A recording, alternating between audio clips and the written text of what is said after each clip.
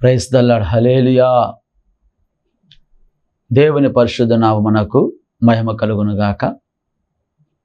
దేవుడు గడిచిన దినములన్నీ కూడా మనలను కాపాడి మరొకసారి ఆయన సన్నిధిలో ప్రభువును స్తుతించటానికి, ఆయనను కొనియాడి ఆయన వాక్య ధ్యానము చేయడానికి మన జీవితములలో దేవుడు మనకి ఇచ్చినటువంటి ఈ మంచి సమయాన్ని బట్టి మన దేవుని ఎంతగానో స్తుతించబద్దులమై ఉంటూ ఉన్నాం.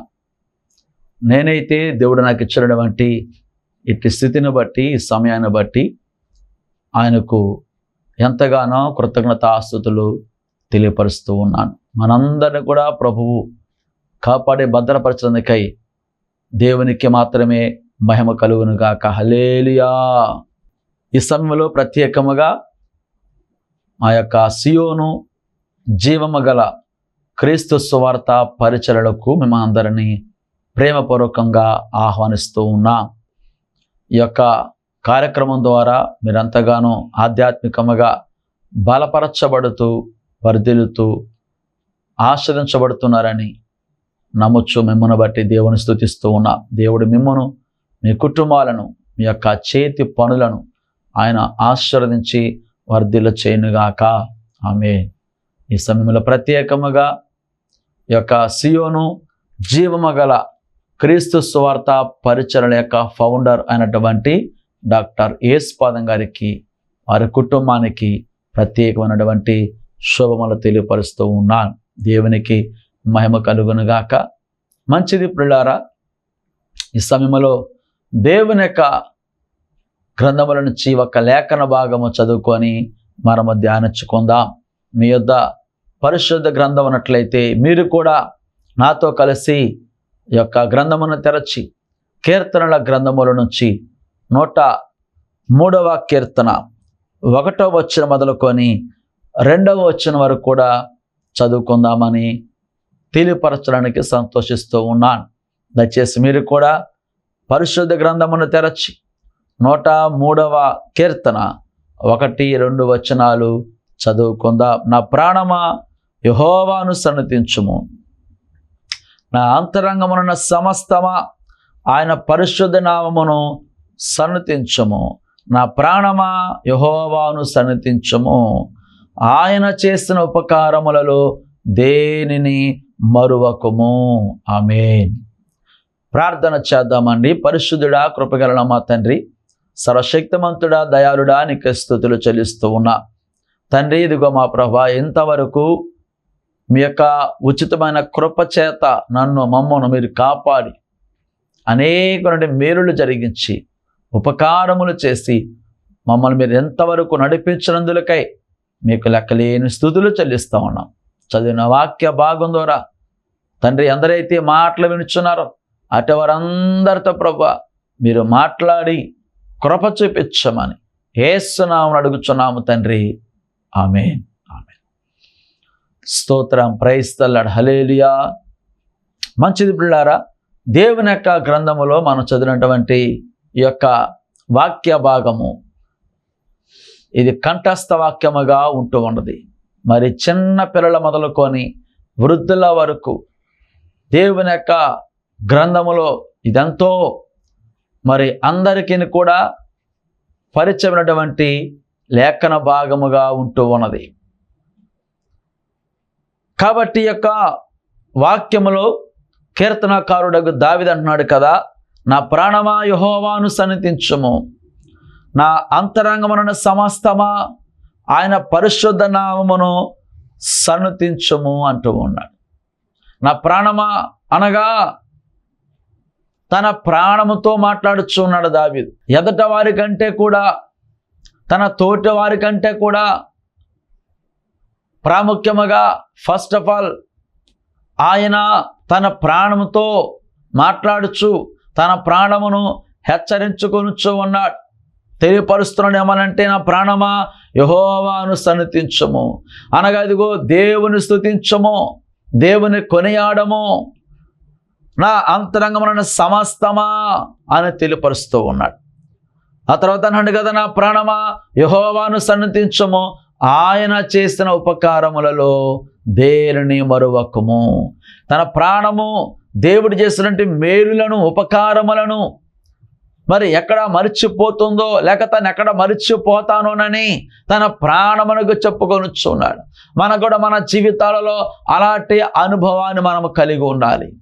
మరి దేవుని యొక్క సన్నిధిలో ఆయనకు ఎలాంటి అనుభవం అయితే ఇష్టమో అలాంటి అనుభవాలన్నీ కూడా దావీదు కలిగి ఉన్నాడు. కాబట్టి దేవుడు అన్నాడు కదా దావీదుని గురించి, దావీదు నా యొక్క హృదయానుసారుడు, లేక ఆయనకు ఇష్టమైనటువంటి మరి భక్తుడు లేక వ్యక్తి అని దేవుని యొక్క లేఖనం మనకి స్పష్టంగా తెలియపరుస్తూ ఉన్నది. కాబట్టి చూడండి పిల్లారా, మరి ఇక్కడ మనం గమనించినట్లయితే తన ప్రాణంతో చెప్పుకోవచ్చు అని అన్నాడు కదా.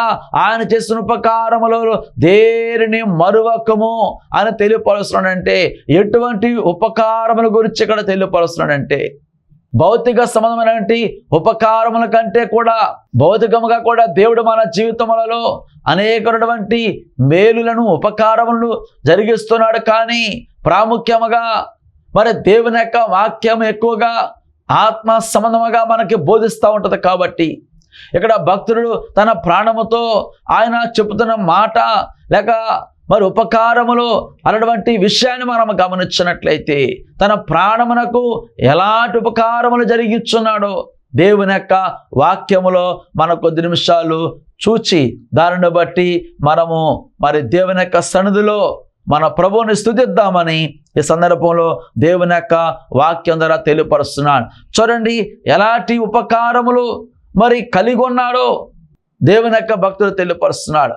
చూడండి దయచేసి యోబు గ్రంథము 33వ అధ్యాయము 28వ వచనం చెప్తున్నాడు కదా, కోపములోనికి దిగిపోకుండా నా ప్రాణమును ఆయన విమోచించి ఉన్నాడు, నా జీవము వెలుగును చూచుచున్నది అంటూ ఉన్నాడు. స్తోత్రం, హల్లెలూయా.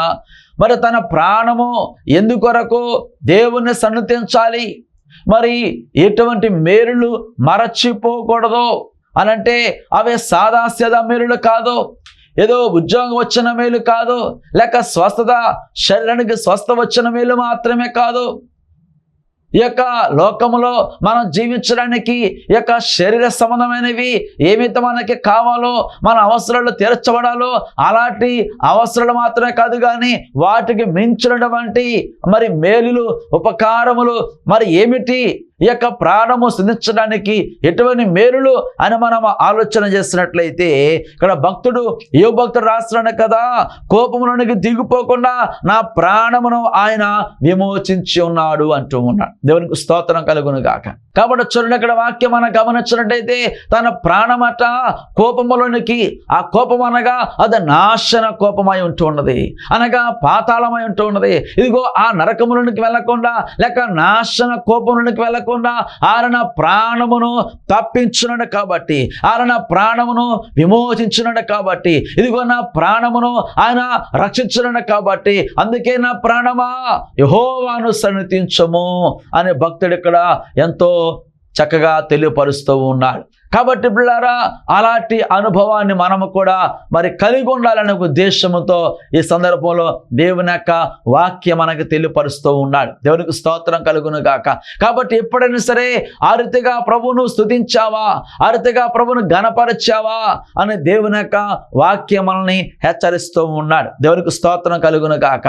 కాబట్టి చూడండి, మరి యొక్క నాశన కోపురానికి వెళ్లకుండా నీతో నాతో కలిసి జీవించిన వారు ఎంతో మంది కాలగతులైపోయి ఉన్నారు, ఎంతో మంది నరకపాత్రులుగా ఉంటూ ఉన్నారు, ఎంతో మంది నాశన కోపరానికి వెళ్ళిపోయిన వారు ఉన్నారు. ఇదిగో మనమైతే సజీవులుగా ఉండటం మాత్రమే కాదు, రక్షించబడి ఇదిగో దేవుని చేత విమోచించబడి మన ప్రాణములను ఆయన విమోచించున్నాడు. నాశన కోపరానికి వెళ్లకుండా, నరకంలోనికి వెళ్లకుండా, అగ్నిలోనికి వెళ్లకుండా ఆయన మనల్ని తప్పించున్నాడు. కాబట్టి అందుని బట్టి మనం దేవుణ్ణి ఎంతగానో స్తుతించవలసిన వారమని ఈ సందర్భంలో దేవుని యొక్క వాక్యం ద్వారా తెలియపరుస్తూ ఉన్నాను. దేవునికి స్తోత్రం కలుగును గాక.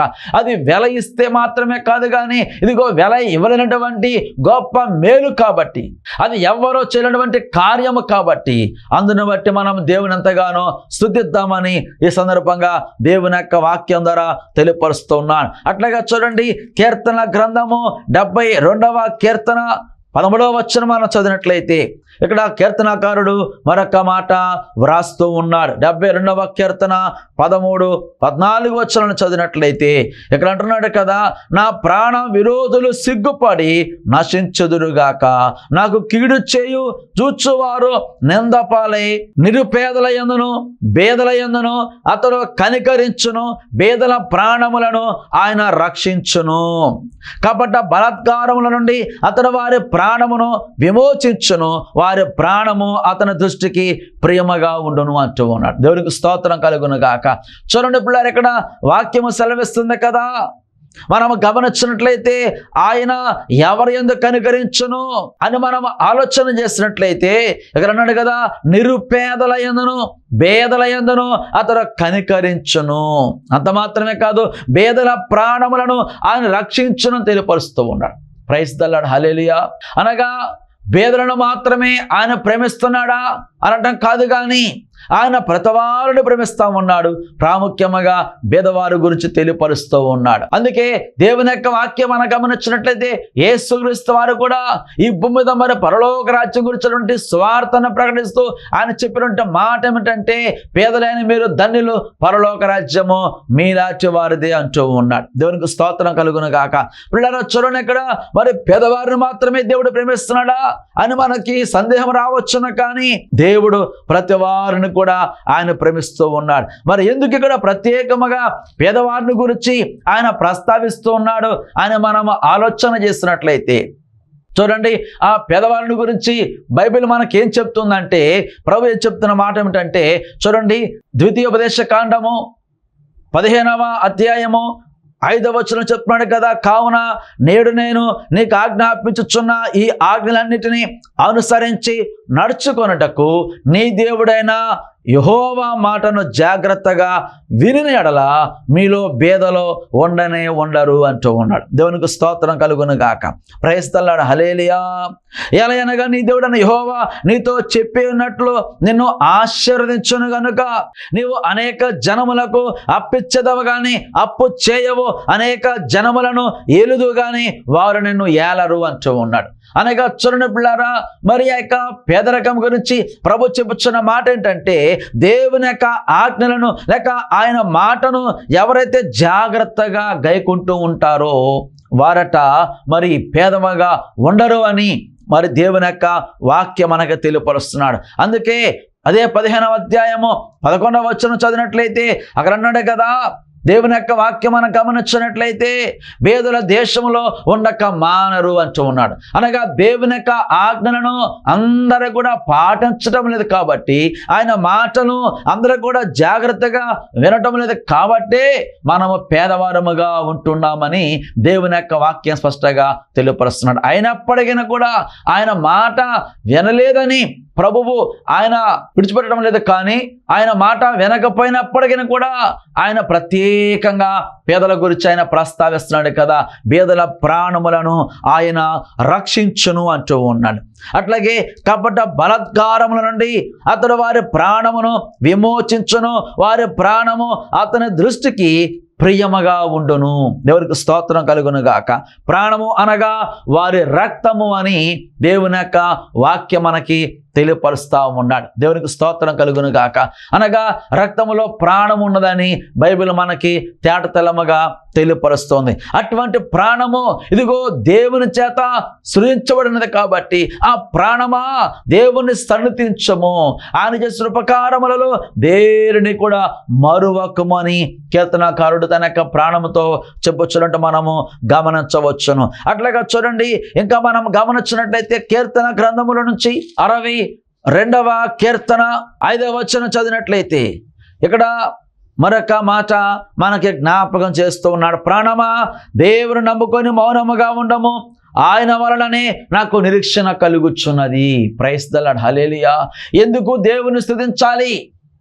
ఇదిగో ప్రాణం ఎందుకొరకు దేవుణ్ణి సన్నుతించాలి అంటే ఇక్కడ వాక్యం సెలవిస్తుంది కదా, నువ్వు దేవుని నమ్ముకొని మౌనముగా ఉండుము. అంత మాత్రమే కాదు, ఆయన వలన మాత్రమే నీకు నిరీక్షణ కలుగుచున్నది. కాబట్టి ఆ నిరీక్షణ అనబడే ఉపకారమును బట్టి, ఇదిగో దేవుడు నేను విమోచించున్నాడు కాబట్టి అటు ఉపకారమును బట్టి, దేవుడు నీ యొక్క ప్రాణమును రక్షిస్తున్నాడు కాబట్టి అట్టి ఉపకారమును బట్టి దేవుని మనము ఎంతగానో స్తుతించవలసినదని దేవుని యొక్క వాక్యం మనకి తెలియపరుస్తూ ఉన్నాడు. Praise the lord, hallelujah.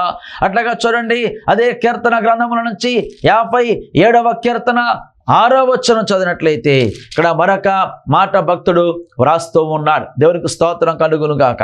Praise the lord, హల్లెలూయా.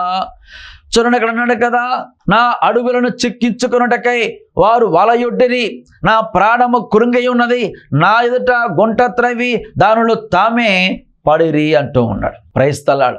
కాబట్టి చూడండి పిల్లారా, ఇక్కడ వాక్యం మనం గమనించినట్లయితే ఆయన అన్నాడు కదా, నా అడుగులు చిక్కించుకున్నటకై వారు వలయొడ్డిరి, నా ప్రాణము కృంగి ఉన్నది.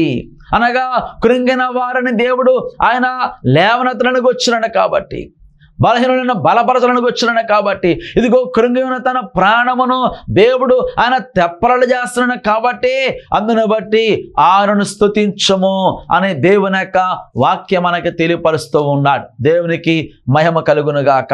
ఇదిగో పైకైతే శారీరకంగా గంభీరముగా కనబడొచ్చును కానీ తమ యొక్క మనసులో కృంగిపోయిన వారుగా ఎవరైతే ఉంటున్నారో, ఇదిగో తన ప్రాణము కృంగిపోయిన స్థితి ఉంది కాబట్టి, అందుకని వాక్యం సెలవుస్తుంది కదా, నా ప్రాణమా నీవేళ కృంగి ఉన్నావు, ఆయనను స్తుతించము అని దేవుని యొక్క వాక్యం మనకి తెలియపరుస్తూ ఉన్నాడు. దేవునికి స్తోత్రం కలుగును గాక. ప్రైజ్ ద లార్డ్, హల్లెలూయా. కాబట్టి చూడండి పిల్లారా, ఆయన వాక్యం మనం గమనించినట్లయితే, దేవుని యొక్క మరి ఆ వాక్యములు మనం గమనించినట్లయితే, ఎవరైతే తమ ప్రాణములను కృంగిపోయిన వారుగా లేక విసిగిపోయిన వారుగా ఉంటున్నారో అలాంటి వారు సైతం కూడా దేవుడు బలపరచువాడని, ఆయన ఇదిగో వారిని ఉద్ధరించేవాడని దేవుని యొక్క వాక్యం మనకు తెలియపరుస్తున్నాడు. చూడండి, పరిశుద్ధ గ్రంథములో మనం గమనించినట్లయితే సంసోను అనబడే మహావీరుడు మనకు కనబడుతున్నాడు. ఎంతో బలమైన వాడుగా పరాక్రమశాలిగా కనబడుతున్నాడు. అనేక మందిని అంతమొందించున్నట్టుగా కనబడుతున్నాడు.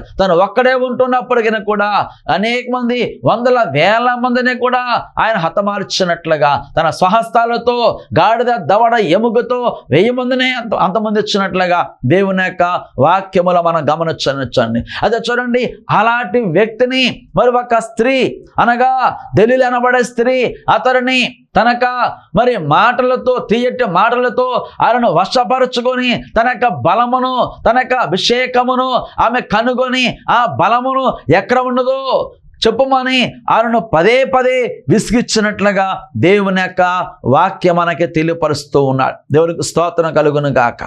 ప్రైజ్ ద లార్డ్, హల్లెలూయా. అయితే చూడండి పిల్లారా, ఇక్కడ మనం గమనించినట్లయితే న్యాయాధిపతుల గ్రంథము 16వ అధ్యాయము 16వ వచనం చదివినట్లయితే అన్నాడు కదా, ఆమె అనుదినమును మాటల చేత అతను బాధించి తొందర పెట్టుచున్నందున అతడు ప్రాణము విసికి చావగోరెను. అనగా చూడండి పిల్లారా, మన ప్రాణము దేవుని యొక్క వశమై ఉంటుండగా, దేవుని చేత సృజించబడి ఉంటుండగా, ఆ ప్రాణము దేవుణ్ణి సృజించవలసి ఉంటుండగా, ఇదిగో ఈ ప్రాణమును విసిగించుటకు, ఇదిగో అంతమొందించుటకు అపవాది అనేక రీతిలుగా ప్రయత్నిస్తూ ఉంటాడు. ఆ క్రమంలోనే ఇక్కడ సంసోనును మరి దెలీలా అనబడేటువంటి స్త్రీ చేత అపవాది ఆయన ఎంతగానో విసిగించిన చేత ఆయన చావగోరెను అని దేవుని యొక్క వాక్యం మనకి తెలియపరుస్తున్నాడు. అందుకే మన ప్రాణమట ఇదిగో మరి దేవుణ్ణి స్తుతిస్తూ దేవుని యొక్క సన్నిధిలో నిలబడుతూ దేవుని ఘనపరచాలని దేవుని యొక్క వాక్యం మనకి తెలియపరుస్తున్నాడు. దేవునికి స్తోత్రం కలుగును గాక. అయితే చూడండి, యొక్క సంస్థను మనం గమనించినట్లయితే మరి ఆయన దేవుని యొక్క సన్నిధిలో ప్రార్థన చేసినప్పుడు, దేవా ఈ ఒక్కసారి నాకు బలము దయచేయము, నన్ను క్షమించమని ఆయన తన తప్పిదమును ఒప్పుకున్నప్పుడు దేవుడు మరలా ఆయనకి పూర్వ బలం ఇచ్చినప్పుడు, మరి ఆ ఒక్కసారి ఆయన బ్రతుకున్నప్పుడు తన బలముతో ఎంతమందిని చంపినాడో అంతకంటే ఇంకా రెట్టింపుగా ఎక్కువ మందిని ఆయన చంపినట్లుగా దేవుని యొక్క వాక్యం మనకి తెలుపరుస్తున్నాడు. కాబట్టి ఏ దుష్టునికి మరి దుష్ట సహవాసమునకు మనము లోను కాకుండా, మన ప్రాణములు విసిగించడానికి అవకాశం ఇవ్వకుండా మన ప్రాణముతో దేవుణ్ణి స్తుతిస్తూ ఉండాలని దేవుని యొక్క వాక్యం మనకి తెలియపరుస్తూ ఉన్నాడు. దేవునికి స్తోత్రం కలుగును గాక. కాబట్టి చూడండి, అందుకే ఇంకా దేవుని యొక్క వాక్యం మనం గమనించినట్లయితే 27వ కీర్తన 1వ వచనములో దేవుని యొక్క భక్తుడు రాస్తున్నాడు కదా తన ప్రాణమును గురించి మనం గమనించినట్లయితే, యెహోవా నాకు వెలుగును రక్షణయునై ఉన్నాడు, నేను ఎవరికి భయపడుదును, యెహోవా నా ప్రాణదుర్గము, ఎవరికి వెరతను అంటూ ఉన్నాడు. దేవునికి స్తోత్రం కలుగును గాక. కాబట్టి చూడండి పిల్లారా, దుర్గము అనగా దాగుకొనడానికి ఉన్నటువంటి ఒక స్థలము లేక కోట అయి ఉంటా ఉన్నది. ఆ దినములలో మరి యుద్ధముల సమయములలో దాగుకోవటానికి ఒక దుర్గము ఉంటుంది. ఆ దుర్గములు ఉన్నప్పుడు వారు క్షేమకరముగా ఉంటూ ఉంటారు. కాబట్టి ఇక్కడ భక్తుడు అన్నాడు కదా, నా ప్రాణానికి దుర్గం ఏదంటే, ఇదిగో నా ప్రాణ దుర్గము కేవలము నా ప్రభువు మాత్రమే. కాబట్టి పిల్లారా, ఇదిగో మన యొక్క ప్రాణాలను సృష్టించిన వాడు మన దేవుడే, ఆ ప్రాణాలను కాపాడేవాడు కూడా మన దేవుడు అంటున్నాడు. ఆ ప్రాణమునకు దుర్గము కూడా దేవుడు మాత్రమే. ప్రైజ్ ది లార్డ్, హల్లెలూయా. ఈ లోకం మనం గమనించినట్లయితే అనేక మంది చెబుతూ ఉండవచ్చు, నీ ప్రాణానికి నా ప్రాణం అడ్డు వేస్తాను అని చెప్పేవారు ఉన్నారు, కానీ వారు వేయలేరు. కేవలము మాట మాత్రమే చెప్పగలరు, కానీ ఎవరి ప్రాణము కూడా అడ్డు వేయలేరు. కానీ మన ఈ లోకములోని సమస్త మానవాళి కొరకు, మానవాళి యొక్క ప్రాణము కొరకు యేసుక్రీస్తు వారు తన ప్రాణమును ఆయన పణముగా పెట్టినట్లుగా దేవుని యొక్క వాక్యం ద్వారా తెలియపరుస్తున్నాడు. మన ప్రాణములకు ఆయన ప్రాణము అడ్డు వేసి ఆయన మనలను రక్షించున్నాడు, విమోచించున్నాడు. నాశన కోపముల నుంచి, శాపముల నుంచి, భ్రష్టత్వముల నుంచి, ఇదిగో మరి అంధకారముల నుంచి మన దేవుడు మన ప్రాణములను ఆయన రక్షించున్నాడని ఈ సందర్భంలో దేవుని యొక్క వాక్యం ద్వారా తెలియపరుస్తున్నాడు. అందుకే ఆయన అన్నాడు కదా, నా ప్రాణమా యెహోవాను సన్నిధించుము, ఆయన చేసిన ఉపకారములలో దేనిని మరువకము.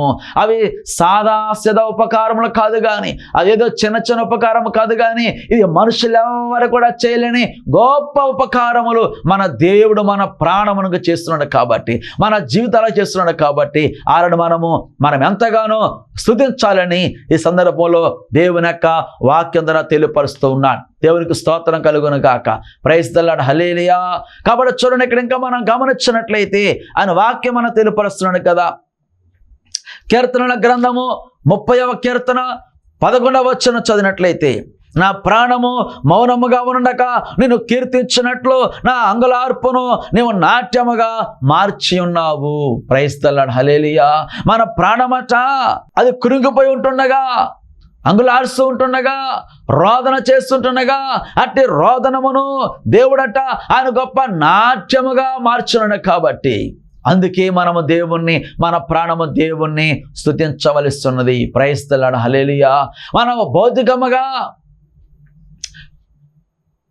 బలహీనులుగా ఉండవచ్చును, కానీ అని వాక్యం సెలవుస్తుంది కదా, ఇదిగో బాహ్య పురుషుడు కృషించుచున్నాను, మన అంతరంగ పురుషుడు దినదినమును నూతన పరచబడుచునని చెప్పిన ప్రకారముగా మన యొక్క ప్రాణము దేవుని బట్టి గంతులు వేస్తూ ఉన్నది. తన యొక్క సృష్టికర్తను బట్టి గంతులు వేస్తూ ఉన్నది. తన యొక్క సృష్టికర్తను ఆరాధిస్తూ ఉన్నది. ఆయనను బట్టి ఆనందిస్తున్నది. కాబట్టి మనమైతే ఇదిగో దేవుని సన్నిధికి కాకుండా, దేవుని యొక్క మందిరానికి కాకుండా ఈ లోకములో ఉన్నటువంటి వాటివే పరిగెడుతూ ఉన్నాము. ఈ లోకములు ఏమైతే ఆకర్షితముగా ఉంటున్నదో, రంగుల వలముగా ఉంటున్నదో వాటి కొరకు మనం పరిగెడుతూ ఉన్నాం. మన దేహం అయితే ఈ లోకములను సుఖాన్ని, సంతోషాన్ని కోరుకుంటుంది. ఇదిగో మన యొక్క ప్రాణమైతే దేవుని సన్నిధికి పద, ఇదిగో నా సృష్టికర్త యుద్ధకు నడువు, నా దేవుని నేను చూడాలి, నా దేవుని నేను మనసారా ఆరాధించాలి, నా దేవుని గణపరచాలి, నా దేవుని సన్నిధించాలి అని మన ప్రాణమట దేవుని కొరకు ఆశపడుచున్నదని ఆయన వాక్యం మనకి తేటతలముగా తెలియపరుస్తున్నాడు. అందుకే మరి కీర్తనాకారుడు మనం గమనించినట్లయితే 42వ కీర్తనలో చెప్తున్నాడు కదా, కోరా కుమారుడు రాస్తున్నాడు కదా, దుప్పి నీటి వాగుల కొరకు ఆశపడినట్లు దేవా నీ కొరకు నా ప్రాణము ఆశపడుచున్నది. ఆమేన్. Praise the lord. అంత మాత్రమే కదా అన్నాడు కదా, నా ప్రాణము దేవుని కొరకు తృష్ణగొనుచున్నది, జీవము గల దేవుని కొరకు తృష్ణగొనుచున్నది. దేవుని సన్నిధికి నేను నేనెప్పుడు వచ్చేదను, ఆయన సన్నిధిని నేనెప్పుడు కనబడదను. దేవునికి స్తోత్రం, హల్లెలూయా. చూడండి పిల్లారా, మన దేహం అయితే లోకమై పరిగెడుతుంది, మన యొక్క ప్రాణం అయితేనంట ఇదిగో నా దేవుని సన్నిధికి నేను ఎప్పుడు వెళ్ళాలో, నా దేవుని ఎప్పుడు ఆరాధన చేయాలో, నా దేవుని ఎప్పుడు నేను సంతోషిస్తూ ఉండాలో, నా దేవుని ఎప్పుడు నేను స్తుతిస్తూ ఉండాలని చెప్పి మన ప్రాణమట ఆ దుప్పి వలె ఆశపడుచు ఉన్నదండి. దుప్పి నీటి వాగుల కొరకు ఆశపడినట్లు దేవా నీ కొరకు నా ప్రాణము ఆశపడుచున్నదని ఇక్కడ భక్తులు వ్రాస్తూ ఉన్నారు. కాబట్టి పిల్లారా, మన ప్రాణము దేవుని ఘనపరచునట్లుగా ఇదిగో మనము దేవుని సన్నిధిలో కనపడాలి. ఈ లోకంలో ఉన్న వాటి కోసం పరిగెత్తడం కాదు. ఆదివారం వచ్చిందా దేవుని సన్నిధిలో ఉండాలి. ఇదిగో మందిరంలో ఎప్పుడైతే ప్రార్థన జరుగుతున్నదో అప్పుడు దేవుని సన్నిధిలో కనబడాలి. ఇదిగో నిత్యము కూడా మనము దేవునిలో ఎదుగుచుండాలని, మన ప్రాణమునకు ఎక్కడ సేద తిరుగుతుంది, ఎక్కడ సంతోషం జరుగుతున్నాయి అంటే దేవుని యొక్క సన్నిధిలో మాత్రమే సంతోషం జరుగుతుంది. దేవునికి స్తోత్రం కలుగును గాక. మన దేహానికి ఏసీలో మరి సేద దొరకవచ్చును, కానీ మన ప్రాణమునకు మాత్రం కాదండి. ఇదిగో నీకు దేహము ఏసీలో ఉన్నప్పటికీ కూడా నీటువంటి యొక్క కలవరము, ఆ యొక్క మరి బాధ, ఆ దుఃఖము పోదగానే అవన్నీ పోవాలంటే దేవుని సన్నిధి మాత్రమే మన ప్రాణమునకు ఏసీ కంటే ఇంకా గొప్పదని ఈ సందర్భంలో దేవుని యొక్క వాక్యం ద్వారా తెలియపరుస్తూ ఉన్నా. దేవునికి స్తోత్రం కలుగును గాక. అందుకే చూడండి, ఈ ప్రాణం యొక్క బాధలను మరి ఈ ప్రాణమును ఎవరు గుర్తిస్తూ ఉంటారు, ఎవరు గమనిస్తూ ఉంటారంటే ఆ ప్రాణమును సృజించినటువంటి సృష్టికర్త మాత్రమే ఆ ప్రాణమును గమనిస్తూ ఉన్నాడు. అందుకే 31వ కీర్తన 7వ వచనం చెప్తున్నాడు కదా, నీవు నా బాధను దృష్టించి ఉన్నావు, నా ప్రాణ బాధలను నీవు కనిపెట్టి ఉన్నావు, కావున నీ కృపను బట్టి నేను ఆనందభరితుడనై సంతోషించదను అని దేవుని యొక్క భక్తుడు వ్రాస్తూ ఉన్నాడు. దేవునికి స్తోత్రం కలుగును గాక. కాబట్టి పిల్లారా, ఇదిగో మనుషులైతే పైరూపాన్ని చూస్తుంటాడు, కానీ హృదయాంతరంగమును చూచేవాడు కేవలము మన దేవుడైన యేసయ్య మాత్రమే. అందుకే ఆయన భక్తుడు అన్నాడు కదా, నీవు నా బాధను దృష్టించున్నావు, నా ప్రాణ బాధలను నీవు కనిపెట్టి ఉన్నావు. మనుషులైతే పైరూపాన్ని, వస్త్రాలను మరి చూచి దాన్ని బట్టి గౌరవించవచ్చును, కానీ ఇదిగో హృదయాన్ని ఎవరు చూస్తా ఉన్నారంటే సృష్టికర్త మాత్రం చూస్తా ఉన్నాడు. నువ్వు ప్రాణము సంతోషముగా ఉన్నదా, ప్రాణం తృప్తికరముగా ఉన్నదా, ప్రాణము కృంగిపోయిన స్థితిలో ఉన్నదా, ప్రాణం బాధపడుచు ఉన్నదా, ప్రాణము ఏ స్థితిలో ఉన్నది అని ఆ ప్రాణాన్ని గమనిస్తున్నాడు సృష్టికర్త. కాబట్టి ఆ సృష్టికర్త యొద్దకు వెళితేనే ఈ ప్రాణానికి సంతోషం జరుగుతుంది, ఆ ప్రాణానికి నాట్యము జరుగుతుంది, ఆ ప్రాణానికి సేద జరుగుతుంది పిల్లారా. కాబట్టి ఇదిగో మనం దేవుని సన్నిధికి వెళ్ళినట్లయితే మన ప్రాణమట నా ప్రభువుని స్తుతిస్తా ఉన్నది. అందుకే ఇక్కడ కీర్తనకారుడు చెప్తున్నాడు కదా, 101వ కీర్తనలో మనం గమనించినట్లయితే, నా ప్రాణమా యెహోవాను సన్నిధించుము, నా అంతరంగమున సమస్తమా ఆయన పరిశుద్ధ నామమును సన్నిధించుము, నా ప్రాణమా యెహోవాను సన్నిధించుము, ఆయన చేసిన ఉపకారములలో దేనిని మరువకము. ఆమేన్. Praise the lord. హల్లెలూయా. కాబట్టి పిల్లారా, మనము దేవుణ్ణి స్తుతిస్తూ ఆయన చేసిన ప్రతి ఉపకారమును బట్టి ప్రభువుని ఘనపరుద్దాము. అట్టి కృప ప్రభు మనకు అనుగ్రహించి నడిపించునుగాక. ఆమేన్, ఆమేన్. ప్రార్థన. పరిశుద్ధుడా, ప్రేమగల మా తండ్రి, కృపగలన మా ప్రభువా యేసయ్యా నీకు స్తుతులు నాయన. ఎందరో ప్రాణములైతే మా ప్రభువా కృంగిపోయిన స్థితిలో ఉంటా ఉన్నాయో వారిని మా ప్రభువా మీరు బలపరచమని ప్రార్థన చేస్తున్నాం. కృప దయచేయండి. వారి జీవితంలో అద్భుతాలు జరిగించండి ప్రభువా. యేసు నామమున అడుగుచున్నాము తండ్రి. ఆమేన్, ఆమేన్. Praise the lord.